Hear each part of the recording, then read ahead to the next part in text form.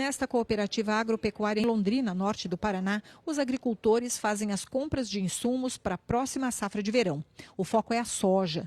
Este produtor adquiriu, por enquanto, só o necessário. O básico já está tudo comprado, tudo acertado.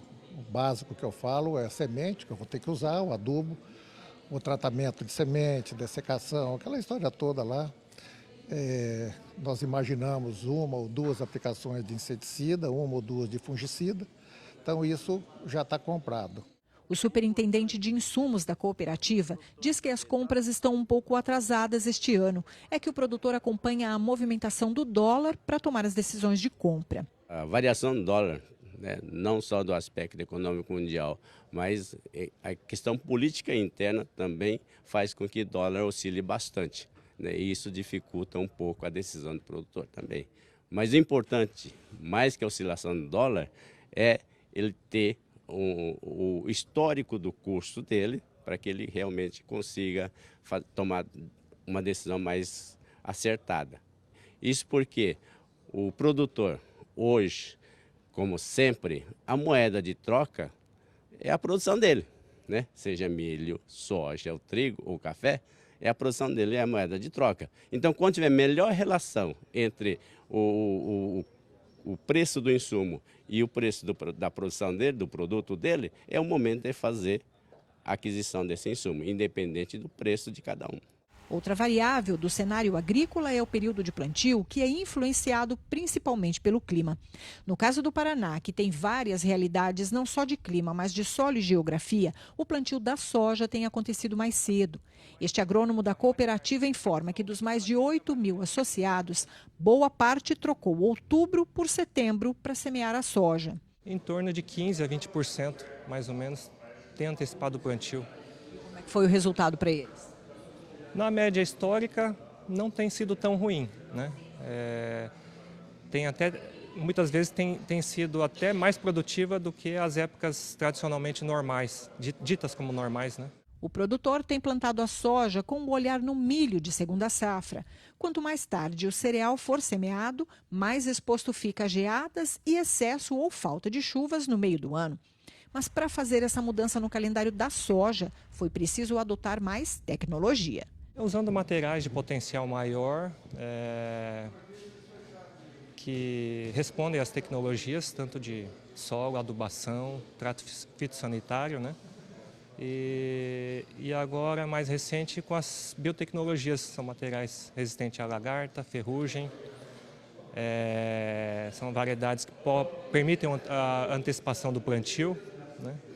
Então isso dá uma segurança em termos de estabilidade, mesmo com essa antecipação de plantio que tem ocorrido nos últimos anos. O Departamento de Economia Rural da Secretaria de Agricultura do Paraná deve divulgar a primeira estimativa para a safra 19/20 até o final de agosto. No verão passado, só com soja, foram semeados aqui 5.400.000 hectares. Nós estamos em pleno vazio sanitário que começou no dia 10 de junho e segue até 10 de setembro. E este período no qual não pode haver soja viva no campo ganhou destaque no zoneamento climático publicado pelo Ministério da Agricultura este ano. E não foi só para o Paraná. O zoneamento agrícola de risco climático, o ZARC, para a soja 19/20, tem 167 páginas no Diário Oficial da União. Quem não planta de acordo com o ZARC não consegue fazer seguro das lavouras. As portarias são individuais, uma para cada estado produtor. Em cada uma, há lista das cultivares indicadas conforme o solo e clima de cada município. Mas este ano, todas as portarias receberam uma nota mais específica para uma doença em particular.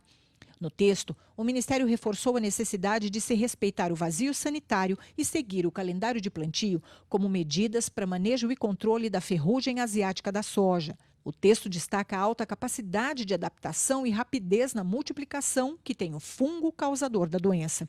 E reforça que as duas estratégias visam reduzir tanto o ataque do fungo como a quantidade de agroquímicos aplicados a cada safra.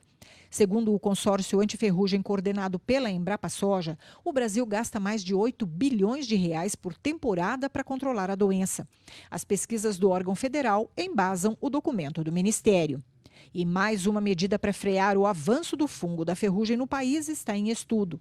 O chefe-geral da Embrapa Soja em Londrina informou que a janela de plantio atual pode diminuir. A cadeia da soja hoje é base de todo o agronegócio brasileiro. Em cima dela está toda a produção de proteína animal. E a gente acha que o risco da gente perder essa cadeia é bastante significativo e teria implicações econômicas muito drásticas para vários estados e para o Brasil. E hoje a gente tem o problema da ferrugem asiática, uma doença severa que está atacando muito aí as lavouras e a gente não tem quase que mecanismo de defesa, de controle dessa doença. A gente tem algumas ferramentas como escape, como vazio sanitário, e em função disso são ferramentas hoje que são eficazes, mas também a gente não pode estar, digamos assim, aumentando a janela verde, o período com soja no campo. Então a gente está sugerindo que não se amplie a janela de semeadura, pelo contrário, a gente acha até que no momento meio breve, certo? Logo aqui em seguida, a gente vai ter que estar até provocando a discussão para se reduzir a janela de semeadura.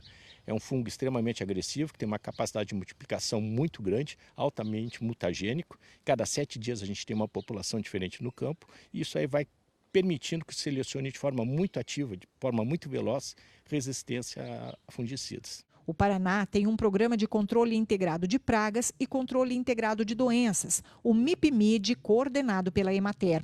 A proposta de só aplicar fungicida quando for realmente necessário e não de forma preventiva ajudou a reduzir de 4 para 2 pulverizações em média nas áreas onde o programa foi adotado. Londrina planta cerca de 55 mil hectares com soja. O presidente do Sindicato Rural do município diz que os produtores ainda resistem em adotar o MIP-MID, mas aos poucos estão confiando na estratégia. O produtor está começando a se adequar, porque hoje há uma necessidade. Tá? O fungicida hoje, ele não é barato, então o produtor ele tem que diminuir seu custo de produção e é dessa forma que ele vai ter que fazer. O agricultor Milton adota o MIP-MID há 4 safras e não se arrepende. Eu imagino que nós diminuímos em torno de 25% a 30% de aplicações de inseticida com a lagarta. A gente está se batendo um pouco com o percevejo ainda, mas com a lagarta a gente já tem um certo controle. A ferrugem também. A ferrugem a gente tem que monitorar, não pode sair passando uma fungicida. Primeiro, porque é muito caro. Segundo, porque depois ele perde a eficiência dele. E a gente toma o cuidado para não estar repetindo o fungicida, mas antes de passar a gente faz um monitoramento e é tudo com aconselhamento, com orientação do agrônomo.